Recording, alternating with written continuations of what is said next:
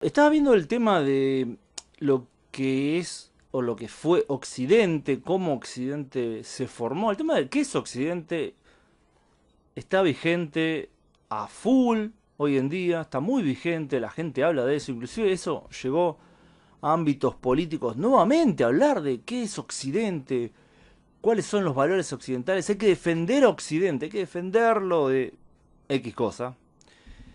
Muchos de esos debates, la verdad, para mí tienen un nivel bastante bajo porque enfrentan a lo que sería Occidente con determinadas cosas de Occidente que no les gustan. Como por ejemplo cuando se habla del marxismo cultural. No le gusta el marxismo cultural o no le gusta el marxismo. Y esto es una amenaza para Occidente. Y yo digo, no, es algo que está dentro de Occidente. El marxismo es totalmente occidental. No surgió en Oriente, no surgió en África precolonial, surgió en el corazón de Occidente prácticamente.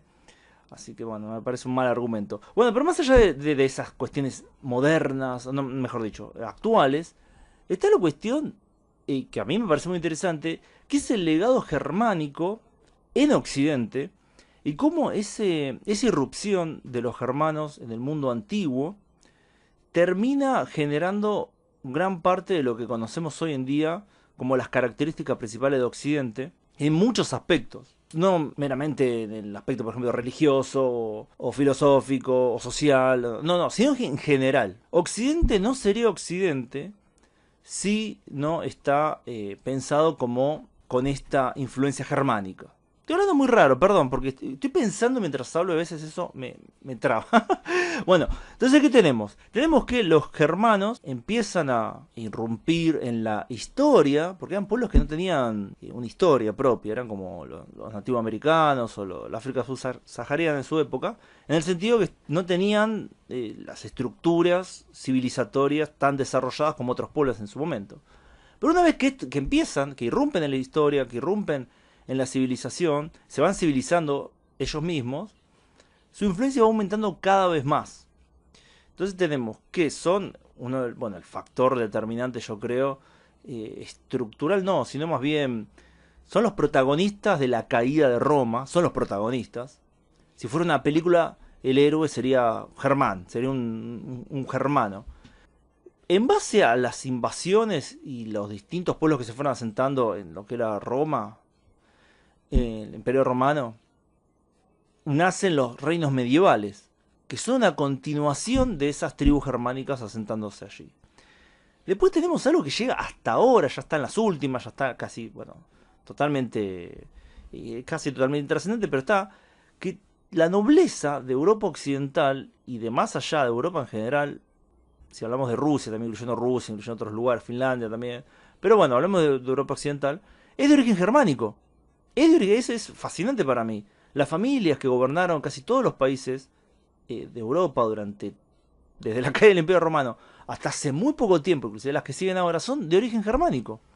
Estos germánicos podemos ver que mantuvieron más o menos su identidad germánica, esa idea de que eran germánicos, tanto así que inclusive la España, que termina bueno, de construir su imperio en América, muchos de sus nobles se pensaban como germánicos todavía, que tenían esa ascendencia, los que los dividía del pueblo allá, no más allá de que, bueno, acá está la otra parte. En muchos casos es una ficción, porque ya esos nobles se habrán mezclado con la población local y bla bla bla, todo lo que pasó, o sea, se asimilaron genéticamente, todo lo que vos quieras. Pero esa identidad, esa idea de somos otra cosa, perduró y está desde el medioevo hasta la modernidad y ahora ya yo creo que ya están las últimas, si es que sigue existiendo. Tenemos que también en Francia, el reino de Francia, cuando tenemos la Revolución Francesa, los nobles se seguían pensando a sí mismos como germánicos en oposición a lo que sería el pueblo llano que era galo-latino, galo-románico. Eh, entonces, tenemos por eso, bueno, me concentré mucho en la parte social, pero yo creo que también está la idea de la irrupción, la idea de este individualismo radical eh, que permea Occidente, pero que obviamente se mantiene en círculos, en núcleos, en los núcleos germánicos que están en Occidente, pero que después son tomados y que se mezclan con el igualitarismo cristiano, que es otra de las grandes fuentes occidentales, y terminan generando en esa mezcla cultural, religiosa, ideológica, entre los romanos, los germánicos y el cristianismo, el occidente que hoy en día tenemos. Ahora, voy a un punto con todo esto. Si quería hacer un repaso muy básico y seguramente malísimo de la influencia germánica en lo que es Occidente. Yo creo que, bueno, sin los germánicos no habría Occidente como lo conocemos hoy en día, sería otra cosa. Eh, pero, ¿qué significa esta caída de los germánicos en lo que está, bueno, actualmente? Es decir, la nobleza germánica fue desarticulada en prácticamente todos los países. Eh, los Sí, no, está bien. Estructuralmente en Europa, sí, los reinos germánicos fueron las bases de los estados nacionales actuales, pero hoy en día están muy desdibujados y por encima está la Unión Europea, que no solo incluye a los reinos germánicos, sino países eslavos y otros. Eh, los Occidente en sí, más allá, digamos, el Occidente americano, yo incluyo a Estados Unidos y a Latinoamérica, en el sentido que es otra cosa a Europa. También tenemos que este legado germánico está muy desdibujado. Y me pregunto si tiene que ver con que hoy en día se están metiendo nuevos legados a Occidente. Occidente se está posgermanizando de la misma manera que está poscristianizando. Yo creo que hay algo ahí que nos está mostrando esta caída de esta influencia, de esta manera de pensar, nos muestra la mutación que está viviendo actualmente Occidente. ¿Será que la irrupción de nuevos pueblos, como los latinoamericanos, por ejemplo, y el cambio también, por ejemplo, los norteamericanos, si bien son descendientes muy puros de europeos, también tuvieron una mezcla muy propia y se generó una identidad propia?